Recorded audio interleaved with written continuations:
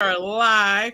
Hello, everybody. This is Nicole Whitlock with the Ecom Q4 Summit, and this is the live Q&A session for e-commerce operations. This is your opportunity to ask whatever questions you have regarding e-commerce operations. We may have maybe two additional panelists that may join us, so you can type your questions in the chat. Whatever they happen to be, type them in the chat. We are happy to help you. So I have with me Miss Cindy Thomason, who is the creator of Profit First for e-commerce sellers. So if you have not picked up that book, definitely go grab it. Profit First for e-commerce sellers. And she also had her session on day one. So I'm really excited about that. We may or may not have Ashlyn Hayden. I never say her name right. Um, we may have Ashlyn join us in addition to Jeff Schick, the attorney. So I'm hoping that they'll jump on, but this is your opportunity to ask questions. So we'll be here for just a minute to answer any questions that you may have that's e-commerce related. Share this out with a friend. Let somebody else know about this live Q&A session. And I'm so thankful to Miss Cindy. It's been a long day for her. It's been a long day for me too. It's been a long few days for you. You've been at this for a while. Yeah. And I'm hot. My office is not getting any AC right now. So, I got this bright light shining on me and I'm like, oh, it's hot. Yeah, it's hot. So look. Yeah, I get it. We were hot. I, live in Arkansas and we had 3 weeks of that 103-degree temperatures. And I told my husband, we're going to the mountains. I got to get out of here. Yeah, this heat is just something else. It is draining. It's exhausting. So I'm just going to double check to make sure we are live. And if you have any questions, you can type them in the chat. Yeah, it's hot. It's hot everywhere. It's hot and exhausting.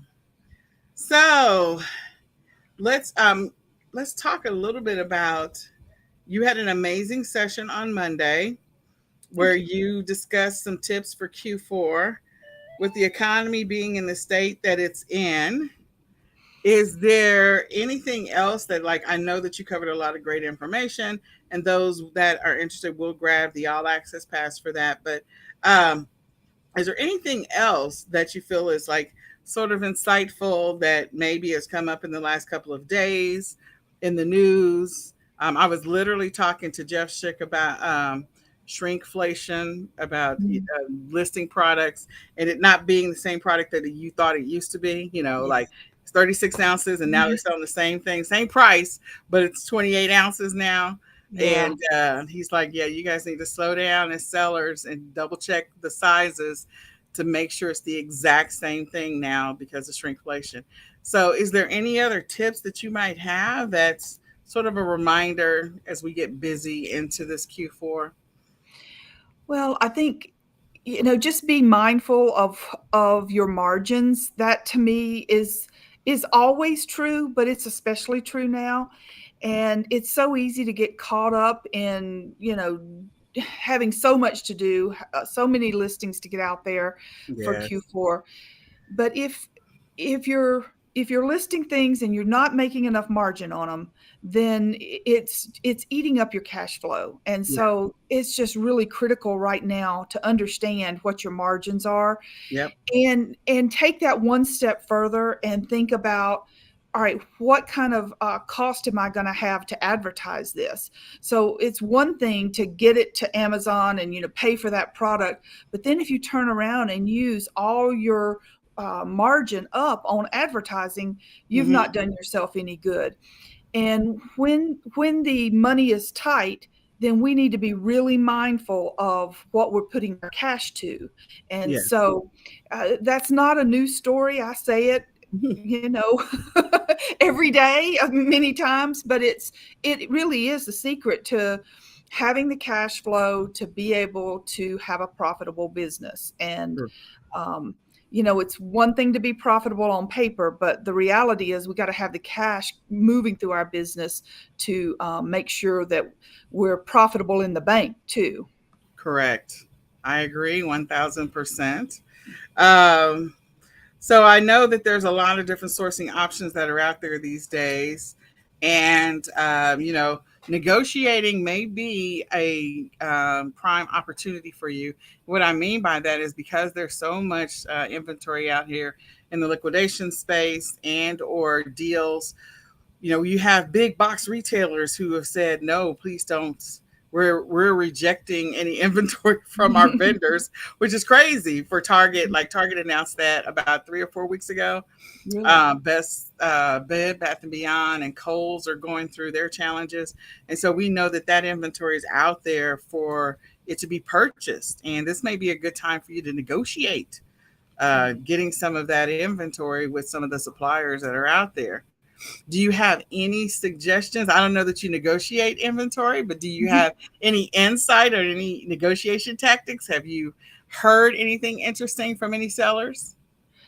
No, our client base is primarily brands, private label manufacturers. So the kinds of negotiations that we hear them talking about and we encourage them to do is to really get clear about what their minimum order quantities are. Yes. What it does it help them to buy in bulk because that typically takes up more cash. Just really understanding what the opportunities are for terms, and all of that's negotiable. In fact, we've had a number of clients who have found, because of some of the supply chain and shipping issues from China, they found sources closer to home that they are Yes. working with. So, it's late for that for Q4, but it definitely is the time. If things are feeling tight for you and if you're borrowing money for inventory, then don't ignore the step of talking to your suppliers and see what kind of terms they might be able to have for you. And if you can order, just how you can order at different levels. Is there an advantage for you to buying more in a bulk bigger order, or will they allow you to do smaller minimum orders so your cash isn't tied up all at once? Depending on what your situation is, there's there's a scenario that you can probably negotiate with your suppliers, and you need to be talking to them about that, because if you don't, they're not just going to offer it up. That's correct. That is correct.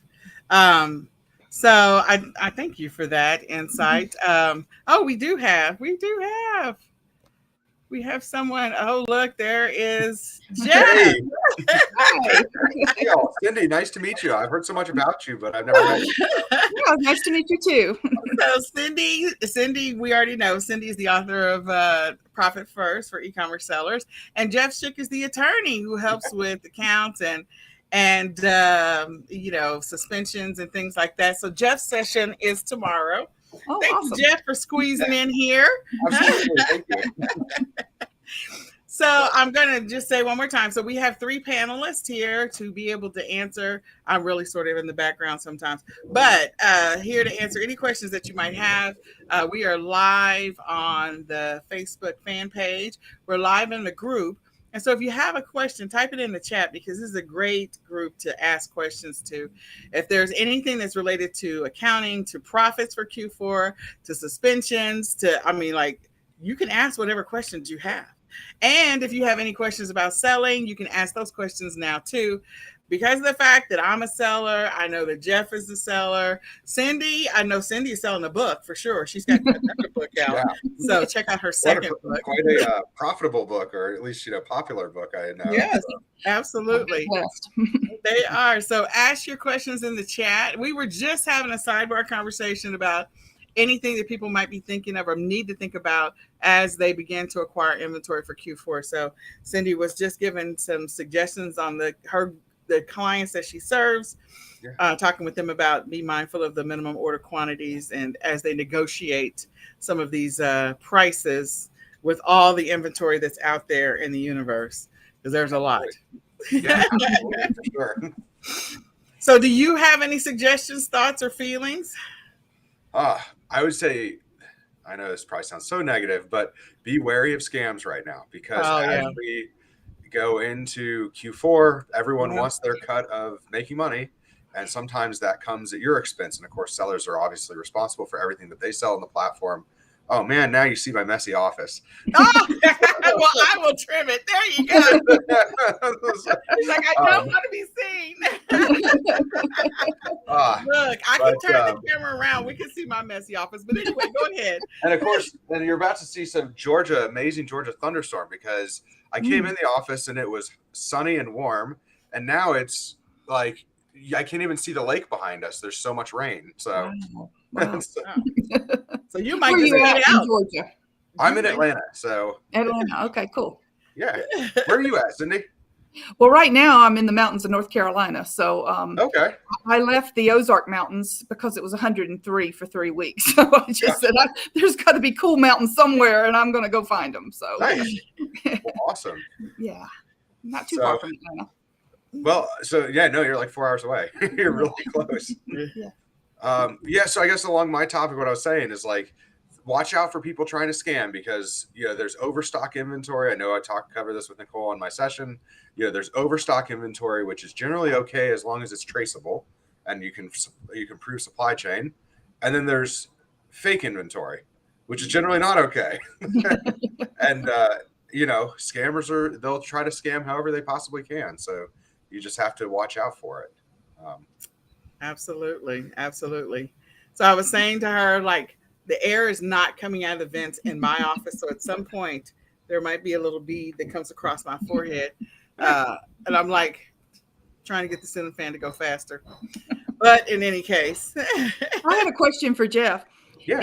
So if you're scammed, if you buy inventory and it's counterfeit, I'm assuming Amazon's going to suspend you, or what happens, and what do you do about it? So great question. Amazon this year, it was a turn. In the past, if you bought counterfeit inventory, a lot of times they really didn't want to give second chances. They kind of took this approach of, you're responsible for the items you sell. Don't experiment on our platform. Go somewhere else. Mm-hmm. And this year has been the first year that they have actually kind of turned around, and they're now saying, prove to us that you'll never do it again, and we'll consider being a keyword. One of the trees in our yard just got struck. Oh my gosh! That was some serious thunder. That's Jeff Bezos out there. He's listening to us. Okay, all right. If I lose you guys, it's not that I'm not enjoying the conversation. It's just that the weather's not exactly cooperating. So I apologize. There you go. So from an Amazon perspective, a lot of it comes down to recognizing, like when I've written the POAs this year, we've had 3 cases that come to mind right away that this has been a problem. And one of them, the distributor was removing serial numbers. That was an interesting case because it was kind of a dirty distributor. It was real product, but they were taking serial numbers off the products so that the manufacturer couldn't see who was selling it to the e-com sellers.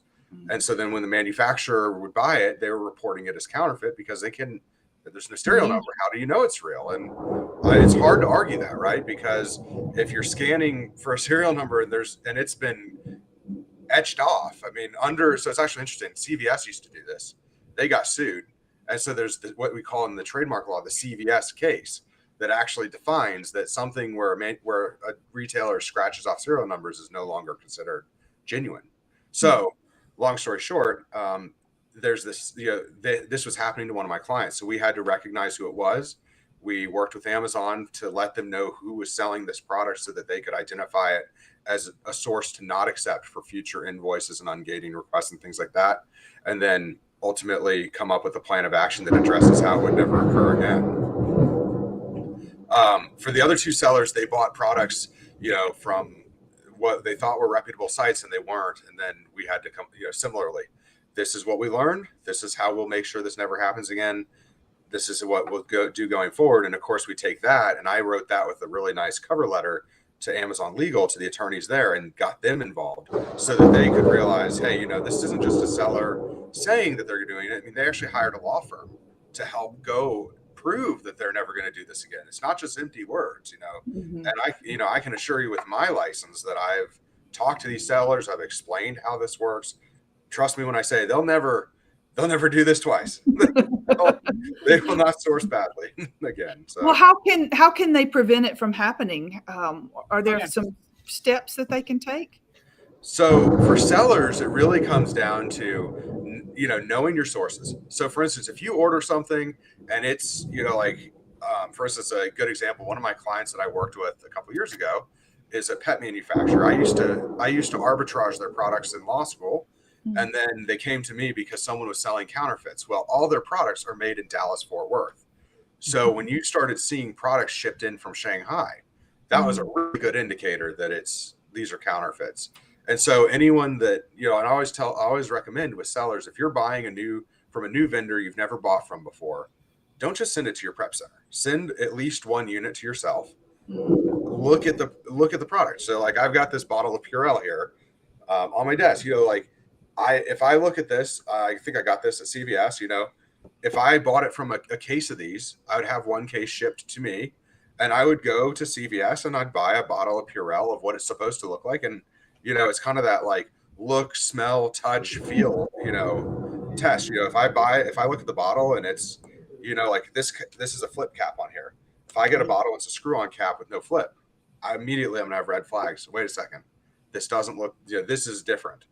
In the case like with the dog manufacturer with the pet products, the products that were being sold on Amazon, if the sellers would have bought the original from the manufacturer, they would have seen that the bottles they received from China had a translucent cap, meaning light could go through it and you could see through it. On the real bottle, it was a solid white cap that didn't allow light transmission because the real product is photosensitive. Similarly, you open it up, you pour out the product, and you see, well, the real product is, in a certain format, in certain color, certain shape. The product that was sent as a replacement, totally different odor, totally different shape, everything's different. Actually, we ran it to a lab and put it in a mass spectrometer. The fake product contained arsenic, lead, and cadmium. Oh no! It had none of the real ingredients. Oh, that's horrible. All horrible fillers that if you would have given it to animals, it would have killed them. Oh my gosh. That's horrible. Yeah. So absolutely horrible. But as a seller, they ultimately would be responsible for selling that product. And if they would have done that look, feel, smell, touch, maybe not taste. It depends on what it is. If it's M&Ms, you can do the taste test. Yeah. I don't know. If it's got arsenic and stuff in it, you might not want to. They don't know it has arsenic in it until it's too late at that point. Yeah, exactly. I'd be careful about tasting. Yeah, maybe not the taste test, but at least the look, smell, feel, touch, all that stuff. If every other attribute you look at it, they're all the same, well, and especially you look at the batch numbers. That's the other telltale. Like you buy a batch and right here it says, lot Q806148. If I got one in the mail or one from a distributor that I'd never bought from before, and it says lot, and it's maybe 3 characters long, not, this is 8 digits here. I'd be like, wait, that's a distinction, like they should be, presumably, should be at least 8, especially like this expires in 2011. I don't know what it's doing on my desk. Hand sanitizer back then. I don't know. You probably do what I do, which is if I have a little bottle, I'm going to confess right now. I'm a mom. I will refill some hand sanitizer over and over again if the little bottle, like, okay, I need a travel size. So I will hold on to it and just keep refilling it. So that doesn't mean that it's old. You probably refilled it. Here, let's do the smell test. Like I said, it smells like Purell to me. This stuff never dies. Oh my gosh. So someone did type, what is that noise? And it is thunder. There's a thunderstorm where Jeff Schick is. So if you have any questions that are e-commerce related, you might want to ask him before some thunder and lightning take out his whole operation there, because it's really loud. And yours is like, you're like it's right up on top of you. Oh yeah. The rain was going over the gutters. I was watching it just pouring over. And I think that it was, sunny when I walked in here. just an hour ago after eating dinner. It's kind of crazy. So, Oh my gosh. Well, let me just reset. So everyone, this is the live Q&A session regarding e-commerce operations. If you have any questions, look, you can ask us any questions. It doesn't matter if it's sourcing related, doesn't matter if it's listing related, doesn't matter if it's shipping related, if it's operational related. We have a great group. We have Cindy Thomason with Bookskeep, and she's also the author of Profit First for E-commerce Sellers. If you don't have that book, you need to go grab it right now. And then we also have Jeff Schick with Jeff Schick. I don't know what you're calling it, law firm, attorney at law. Jeff Schick Legal. So Jeff Schick Legal. There you go. And he's an e-commerce attorney. So if you have any questions that you want to ask, anything that you want to ask that's e-commerce related, or suspensions, accounts, whatever, this is your opportunity. Accounting related, balancing, reconciling, sourcing, you name it. This is your opportunity to ask it. So you can type it in the comments. We are here to answer your questions. I'm checking my phone like every couple of seconds here, and I see us twice. So, so I'm checking my phone for any questions typed in the comments, because sometimes they don't always appear up in this tool that we're using, this called Melon, that I am not a huge fan of. But anyway. So why are you using it? Because I'm torturing myself. They're going to definitely get a review. So, so what questions do you have? Type them in the comments. I'm going through, I'm scrolling, I'm looking for questions. And I think we're also live. We're live in the Facebook group. So Jeff, you covered some great stuff about inventory and accounts, and so a little bit about suspensions. Jeff's session is tomorrow. So if you don't know, his session is tomorrow. You don't want to miss his session. He's going to be giving away a lot of great information to help people that, if you're selling on Amazon or Walmart, or I think we covered everything. I think the only one we didn't cover was Etsy, but we pretty much covered every platform. That was the only one. Yeah, Etsy's been pretty easy to deal with lately, so I can't say anything bad about them right now. But have you run into any challenges with print-on-demand sellers? How do I politically correctly say this? Go ahead. Please do. Don't say it politically correctly. Just say it. The biggest challenge that print-on-demand sellers face is not from the platform, but it's from among themselves, where someone that makes a design doesn't understand what the meaning of copyright or trademark or even patent is, and they will go and start claiming stuff that isn't true. So they'll go in and they'll be like, well, Jeff came up with a shirt that says "I love cats," and somebody else comes and files a DMCA takedown against it, claiming copyright infringement because I had a totally different shirt with absolutely nothing in common that looks nothing like it, with no similarities of design, that says "I like cats," and that's you're infringing on my shirt. You stole my shirt. And it's usually some really, really simple, common phrase. Like, it's not anything it's one thing if it's a novel or it's something really unique, but it's not. It's usually something that it's like, seriously? It's like, I like turtles, I like cats, Yeah, it's probably something they can't copyright in the first place. So let's just start with that. So we do have our first question. It comes to us from Scott Hadley. Thanks, Scott, for the question. Anyone else, if you have a question, please put it in the comments. So he says, I've fallen behind on my bookkeeping and file extensions this year, and for the first time since I've been in business. What suggestions do you have to catch up before Q4 and get back on track? That's a great question. It is. Well, first off, I would just make a time, Money Monday, Thrifty Thursday, whatever, make a day, and that be the day that you spend an hour or two. And if you just spend some dedicated time on it, that will help. I don't know what platforms you're selling on, or what kind of business model you have. But let's say you're on Amazon. A tool like A2X is the tool that we really like, would help you to pull all that revenue in and get it in the right buckets really quickly. And they go back in time. So not only can you get, from when you subscribe going forward, you can go backwards to the beginning of the year, and that'll pull all your revenue in. So those are a couple of things. it's always hard when you're feeling overwhelmed and it's a big task in front of you. And I think if you just do a little bit once a week, just take from where you are right now and keep the current stuff forward, up to date, and then take the back stuff that you need to work on and do it in pieces. Make yourself a goal. This Monday, I'm going to work on trying to get January done. Next Monday, I'm going to work on February, or however you can break it down, but breaking it down in smaller pieces and a dedicated time you put on your calendar to just work on it a little bit every week will get you caught up, especially if you use a tool like A2X to actually import that data so that you're not having to do a whole lot with that. And I'll add to that too, just something that I do practically. Cindy, I'm not sure. Do you recommend people to use QuickBooks Online? Yes. Yeah. I'm sorry. I'm assuming that QuickBooks Online or Xero, either of those two platforms, you can hook those up with A2X, which maps directly back to Amazon or Shopify. It goes to all of the platforms. And it does Etsy too? It does do Etsy. Mm-hmm. Okay. Go ahead. So I was going to say I actually used to use A2X. I can vouch for it.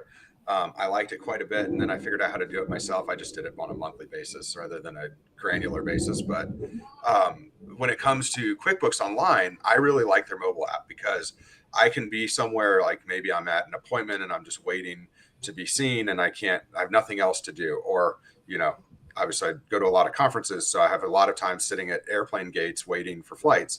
That's all perfect time where I can go into QuickBooks Mobile on the app and knock out 10 or 20 transactions, just, scrolling through and then setting up rules for the repetitive ones. So maybe if you're intimidated by going in and spending, 5 hours on QuickBooks.com, maybe get the mobile app and spend, 20 minutes here and there when you have free time. Maybe if you're waiting for UPS to pick up and you've printed out your shipment, everything's ready for them to pick up and you're just waiting for the driver, that you could spend, 10 minutes and just knock out a couple transactions. Yeah. So that's great advice. For sure. Great advice. All right. So we're looking for our next question. Thank you so much, Cindy. And thank you so much, Jeff, for your input and your insight. That was a great question. So we're looking for another question. All you have to do is just type it in the comments. I am scrolling like 3 different pages to find all the questions if they don't automatically pop up.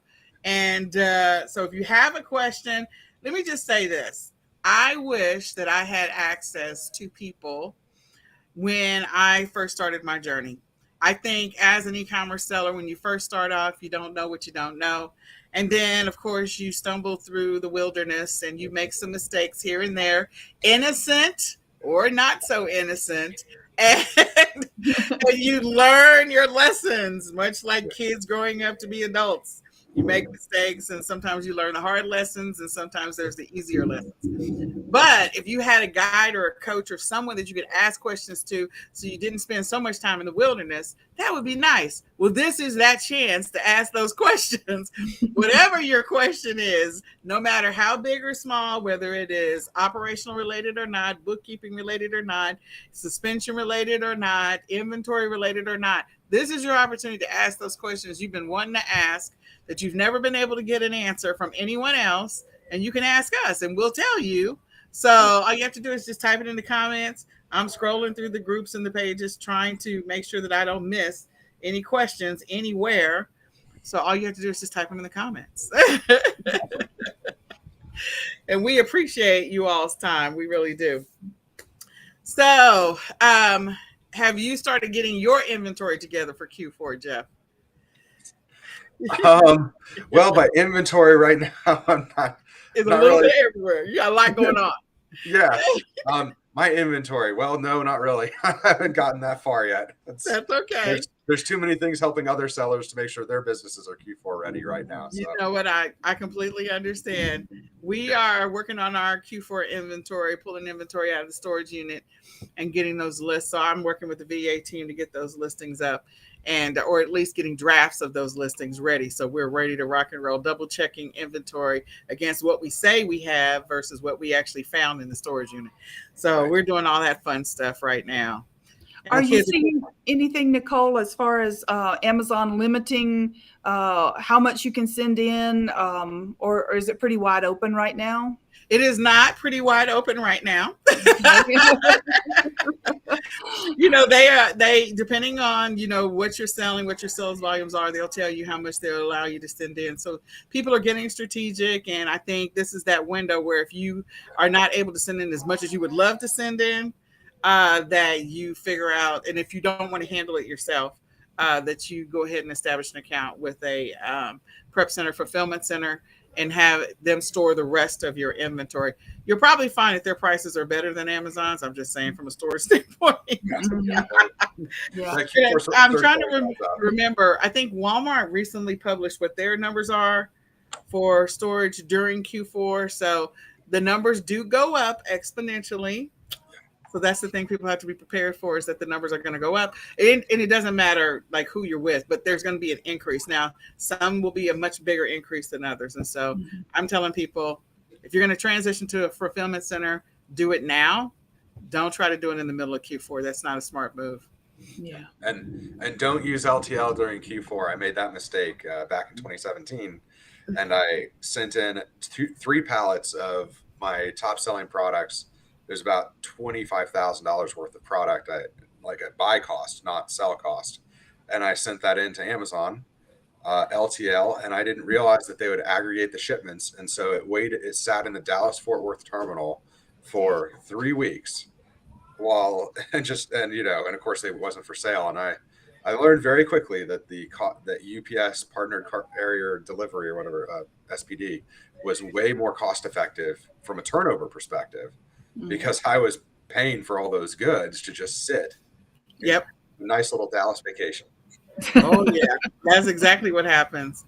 Absolutely. And I was talking to, I want to say it was J.R. Cagle, who's also a speaker on the summit. We got another question, which is great. And he and I were talking about inventory placement. And I was talking about the fact, okay, and I think it was also Horse. And I'm like, look, inventory placement, you have to know that there's an addition on Amazon. Inventory placement is only applicable for Amazon, okay? So if you sell on another platform, it doesn't apply.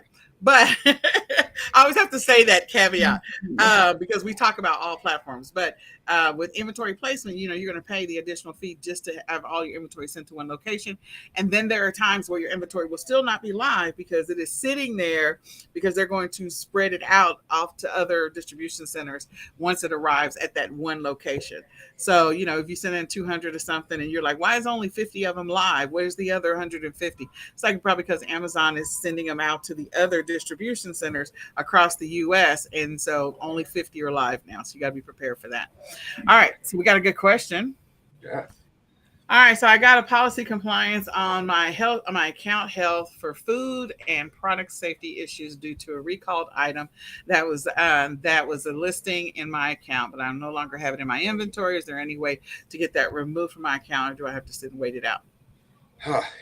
Those ones can be tough because sometimes it's really fact specific. Sometimes Amazon will let you, especially if it's a national recall like Jif or one of these other brands where Amazon has been really actively involved in the recall. Then they'll sometimes take it off and they'll give you just a, review our policy compliance LMS module types thing. And you read it, you check off some boxes and it's gone. Other times Amazon is not quite as generous and they'll want a full on appeal and safety testing. And that safety testing, unfortunately, the manufacturers won't give you. And when you're dealing with a recall, the safety testing usually takes 30 to 50 hours of my time, at least when I work on them, to compile. So you're talking about a huge investment of time and energy, especially for a product that you're no longer going to be selling. So at that point, it probably is better just to wait it out. So. All right. Okay. So if you have, that was a good answer. That was a great question too. So if you have questions about, double checking to see if there's another question. We have another question. Okay. Looking for wholesale vendors for Q4. Any suggestions? There's a bunch of them I know that we're sharing inside of the All Access Pass. So there's some of the, there's a few different wholesale vendors that are the common ones that a lot of people use. Kohl's Imports is one. People have used them for a while. CJ Drop Shipping has some wholesale products. I actually did a video naming, like, I don't know, about 20 different wholesale suppliers. But they're depending on what you want to sell. Someone was asking that question. So it depends on what you want to sell. If there is a specific thing that you want to sell, I may have a couple of them on the top of my brain. So if you want to tell me what you're looking for, I'll come back to the question and I will look for your answer for what specifically you're looking for wholesale.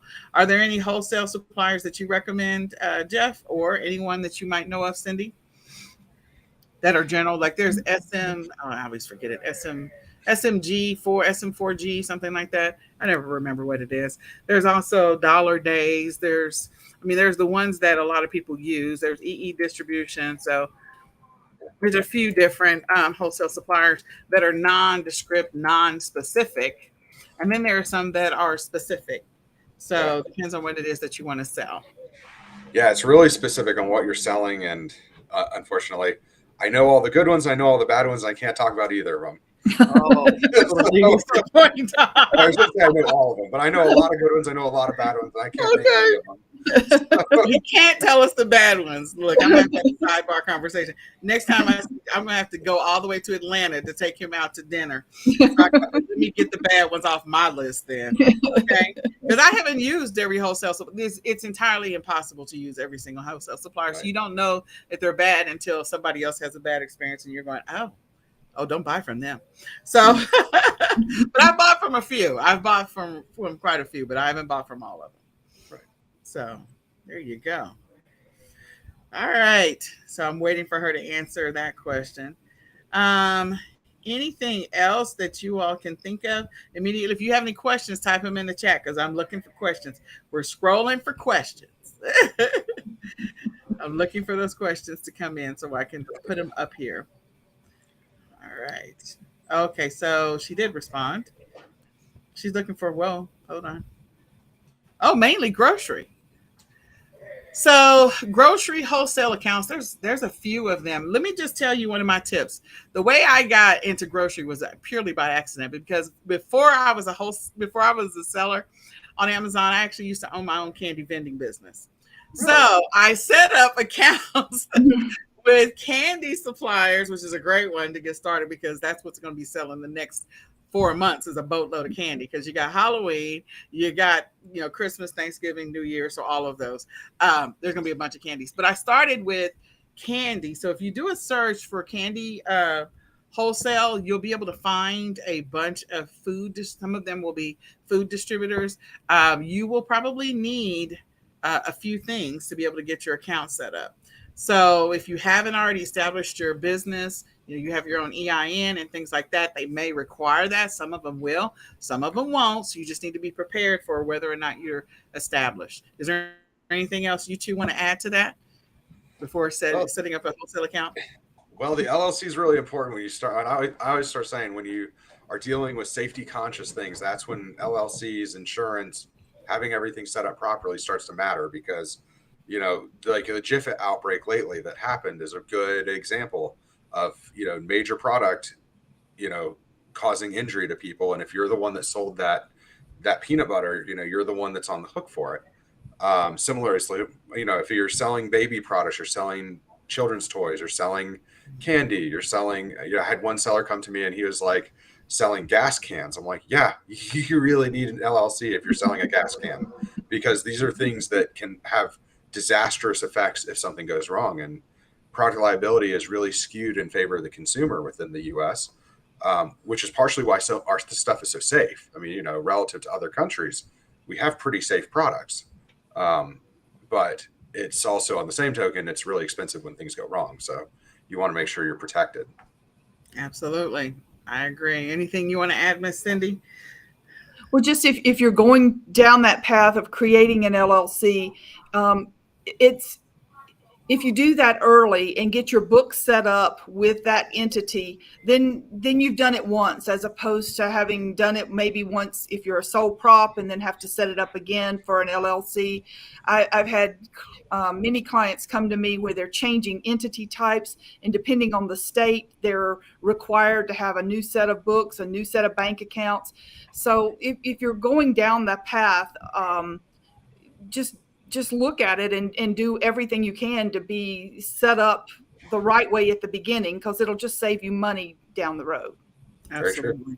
Yeah. Very true. And I'm sure Ashton would say, as Jeff was saying, like make sure you have insurance. Because again, when you're selling candy, food, anything that's going into the body, you need to be prepared for any risk or liability. But yeah, food, I love selling food this time of the year. That's probably one of my biggest sellers because I always like to do multiples and bundles and stuff like that. And so this is that time of the year we sell multiple bags of candy like crazy. And, you want to make sure you're set up right so you can be safe and not have to worry about being sued or getting into trouble.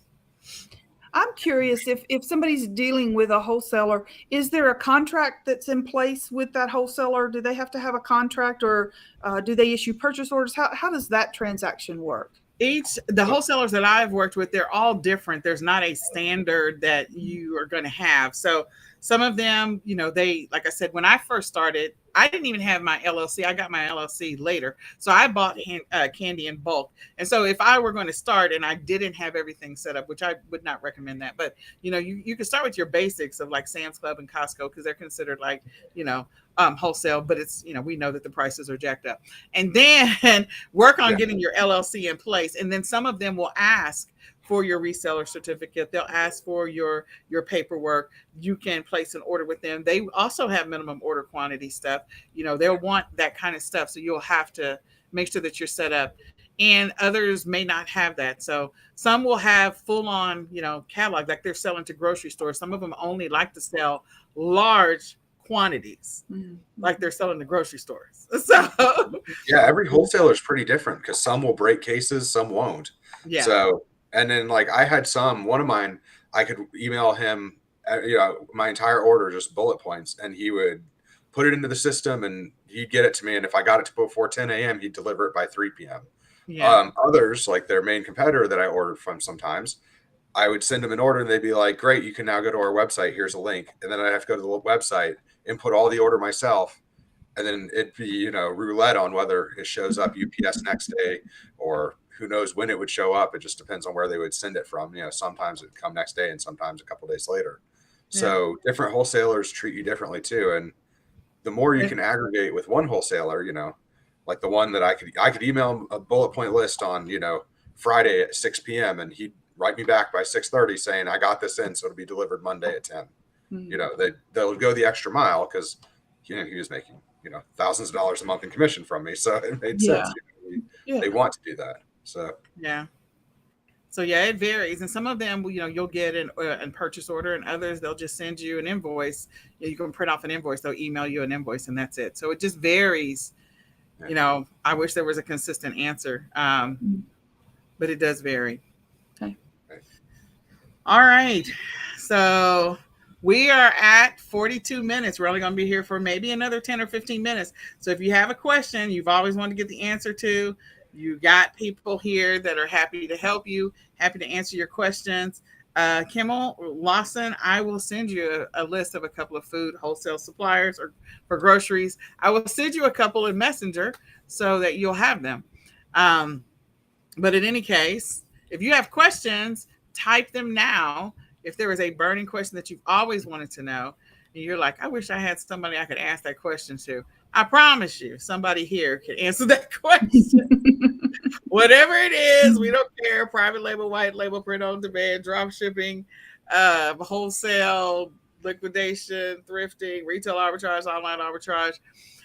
Anything related to your accounting and your finances and setting yourself up right, anything related to any legal related things about suspensions or account health, and anything else about sourcing. Like, let's just talk about it. This is Q4. It's time to get ready.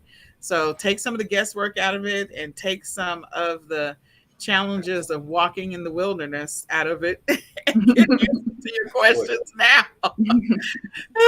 You'll appreciate it later. Right. Yeah, so you don't have to walk in the wilderness all by yourself for a long time.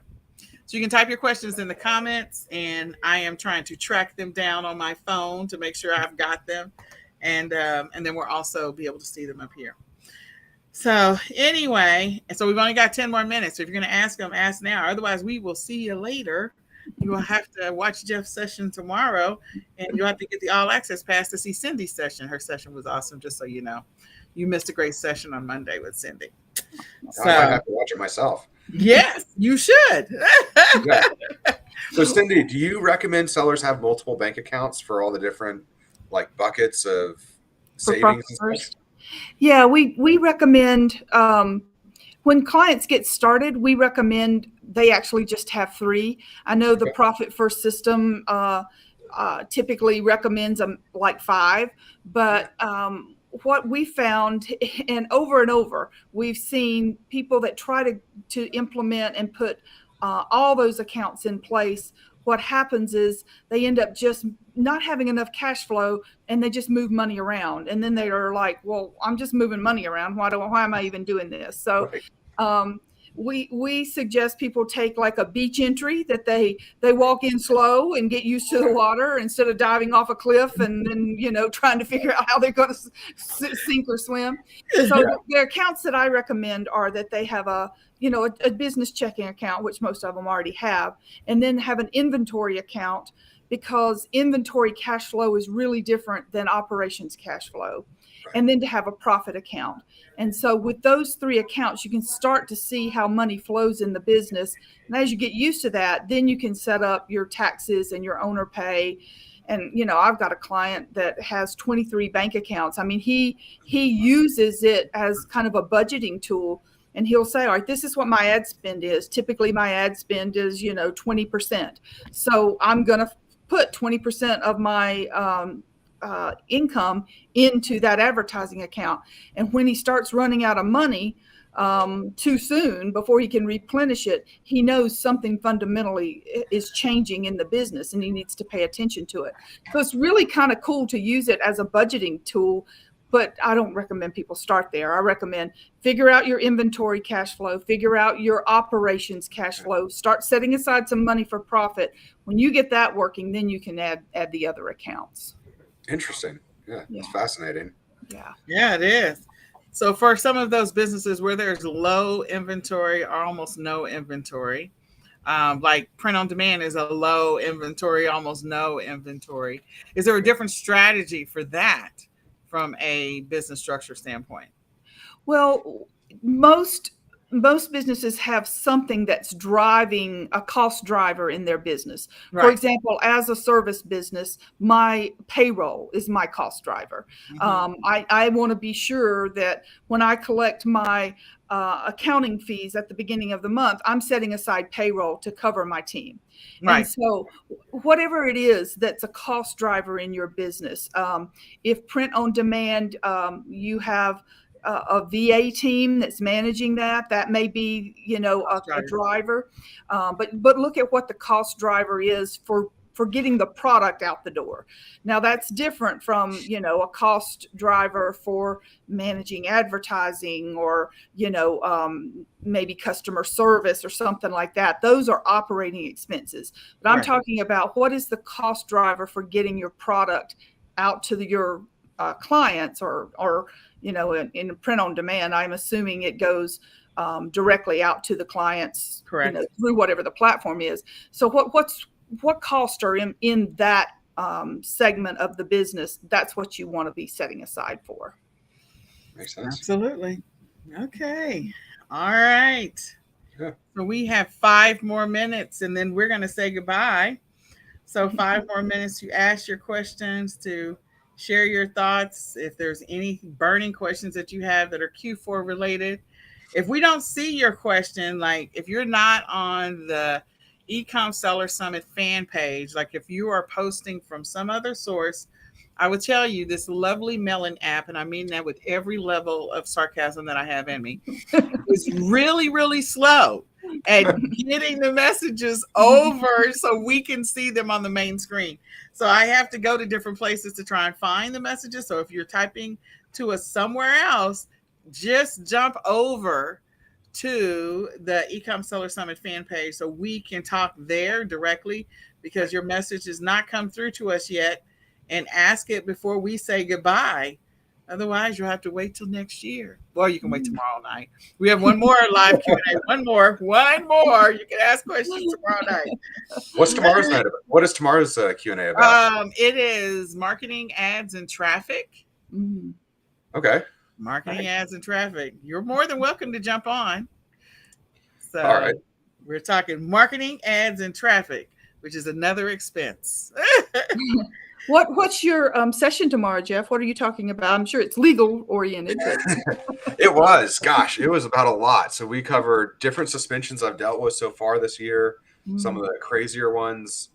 Litigation actually is kind of an interesting one because this is the first year that I've had one seller lawsuit a month that I've been working on. So it's been interesting because historically, all this, how a lot of sellers in the groups, I don't know if you follow this or not, but a lot of them like to say like, oh, I just ignore that because, XYZ reason, it doesn't matter. This is Amazon or it's the Wild West. It's, this is just Amazon. It's not real, not real life or whatever. And unfortunately it's been real life now. It's back to, as I like to say, practicing real law for a bit. So. Yeah, I feel like with COVID-19, Amazon around 2020, everything went crazy, haywire. And I feel like it took them about a good 9 to 11 months to get it together and to figure out which direction they were going to go because everything became very difficult for sellers on Amazon. And I think some of the other platforms were trying to figure it out too. And then now that they've slowed down, like revamped some of the departments, restructured some things, I think they are now at a place where they're like, oh, okay, now we can really pay attention to some of the stuff we've probably been neglecting for far too long anyway. And so now that we're being forced to pay attention to it, because many different reasons, a bunch of our inventory got stolen off of a truck or in a store or whatever the case may be, we're all now paying attention to what's happening in the resale space. So, so I think that's probably somewhat of a contributing factor as well. Unfortunately. So anyway. Probably. And it's just, brands are starting to, some brands are getting aggravated with the Amazon system. For years, they've filed IP complaints, then sellers file appeals and Amazon lets them back on. And now they started realizing they're like, well, that didn't work. So let's go back to, if we didn't want Home Depot selling our goods before, or like the CVS case, great example. If we didn't want CVS selling our goods before, we went to court. We didn't go to like CVS's landlord and file an IP claim against them. And so now they're just like, you know what? We'll do it the old school way. So, there you go. And that'll get all the attention in the world. For sure. Unfortunately, yes. So very much so. Jeff, do you help people with getting their trademarks or that whole part of this? I do. Yeah, I help with LLCs, trademarks. Pretty much. I like to say I'm a generalist when it comes to a lot of corporate law matters that Amazon faces, but a specialist when it comes to any of the core services that Amazon sellers face. So I like to. I mean, I even this past weekend was working on an employee handbook and coming up with discipline forms for one of the sellers whose warehouse employee is not following directions. So, okay. It's a very interesting practice, put it that way. So there you go. Jeff is full service. A lot of what I see is that a lot of Amazon sellers started out, this was kind of a side hustle for them. And then it turns into a real business. And part of the issue that we face is making sure they understand what their financials are saying and that they're, keeping up with the right information. But I'm sure there's the legal side, that there's the HR piece, the copyrights and trademarks, et cetera, that also this is part of running a business. It's not something you just do as a hobby. Absolutely. And it's especially, and you're right, we really see it a lot with the sellers that started as a side hustle, where you start as a side hustle and then next thing you know, a lot of my clients, they start as a side hustle in their garage and then all of a sudden now they're like, one of them's in a 30,000 square foot warehouse, and has a team of people under him. And it's like, well, that changed very quickly. But then if you're still doing everything on a handshake, it doesn't work quite as well the way, it used to work. So you're a lot more exposed when you're when you're starting to depend on it to be your livelihood. Correct. You're exposed from Amazon. You're exposed from a lot of different sources, actually.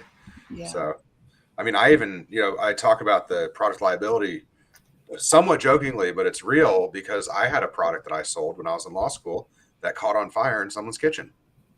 So and that was a pet product that, should not have had an issue. And here it was, I was in class, one of my law school classes, and get an email from a customer saying, this thing just, caught on fire in my kitchen. And, her resolution, luckily, I got really lucky. Her resolution was that her husband was a contractor. She hated the cabinets in their kitchen. This finally forced him to put in new cabinets. And she just wanted a refund of the purchase because Amazon wouldn't give it to her since they wouldn't accept a melted, burnt piece of plastic as a refund, which I think is just hilarious that they wouldn't do it. Like they sent it back to her saying this is not the right product. I'm like, it's the same product, it just caught on fire. Like it's melted now. Yeah. Oh my God, that's shifted. So I gave her a refund and sent her a free replacement, and then she was happy with her new kitchen cabinets. I didn't pay for the cabinets, but I was going to say, yeah, that probably still would have been cheaper if you'd had to do that. She was in Alabama, so I was lucky, because if she would have been in California, there's no way that it would have just been a $25 refund and a free replacement product for an item that cost me $17. That would have never happened. So, yeah. Wow. Yeah. So, Miss Cindy, I do want to give you an opportunity to just share, 2 minutes about the services that your business or your company provides. Bookskeep, and just, this is your shameless plug opportunity to share, give us about 2 minutes of what you do. And then Jeff, we're going to do the same thing with you, and then we're going to wrap up. All right. Well, I'm the founder of Bookskeep. We're an e-commerce accounting firm. We've been doing this since 2014. And we work with primarily private label sellers, manufacturers, typically $1 million and up in terms of revenue. But I want to encourage folks to come check out our website, because we have I blog all the time about financial matters. And so if you go to bookskeep.com and look at the blog, you'll see podcasts that I'm on. You'll see the weekly articles that I write. And so there's a lot of information there for folks. We do have a product that we call Smart Start, because as I was, building my business, one of the things that I hated was saying no, that, sorry, we can't help you. So we have a kind of an educational, hands-on educational product where we will work with our clients to have 3 calls where we set up the books, get everything mapped, teach you how to do it yourself. And then you can come to our huddle that we have once a month to ask whatever questions you have. So it's basically, we hold hands, teach you how to do it. And so if you're, it's bookkeeping can be expensive. And so it's an operating expense. I want people to be able to afford bookkeeping when it's the right time. So it's really a good opportunity for folks to learn to do it themselves, understand what's important in their finances. And then when they're at a level that they can afford to hire a bookkeeper, then that expense makes sense. And hopefully they'll consider Bookskeep. So that's a product that's really available to everyone. We also have, we do consulting and advising on cash flow management, particularly Profit First, but also for clients that are struggling with cash flow, we help them map out a 13-week cash flow plan and advise them on how to keep that up, or we'll consult with them to keep it going for them. So, so there's a variety of consulting services that we do.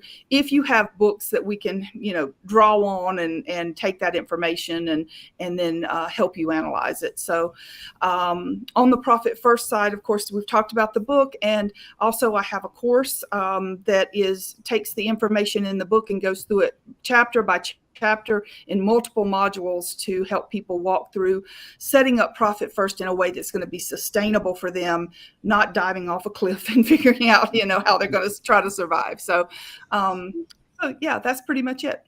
Okay. And you don't, now taxes is not your thing. We don't do taxes, but bookkeeping, she Yeah. is there for you. Plus, she's got a course. And if you're, look, I would encourage every e-commerce seller, new or experienced, to at least go through, grab the book, or at least go through the course for Profit First for e-commerce sellers.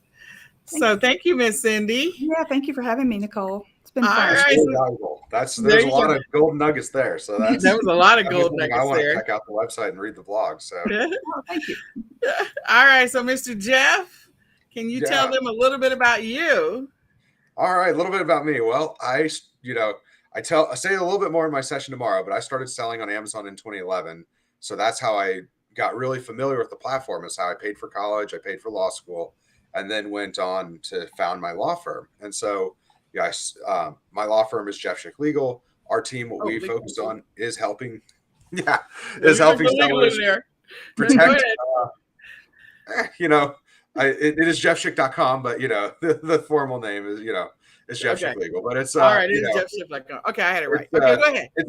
It's trying to help sellers. I tried to come up with a seller, a law firm that was really designed around the needs that sellers face, because I had the same challenges that I help sellers with on a daily basis. So when I was in law school, I got a Vorys letter.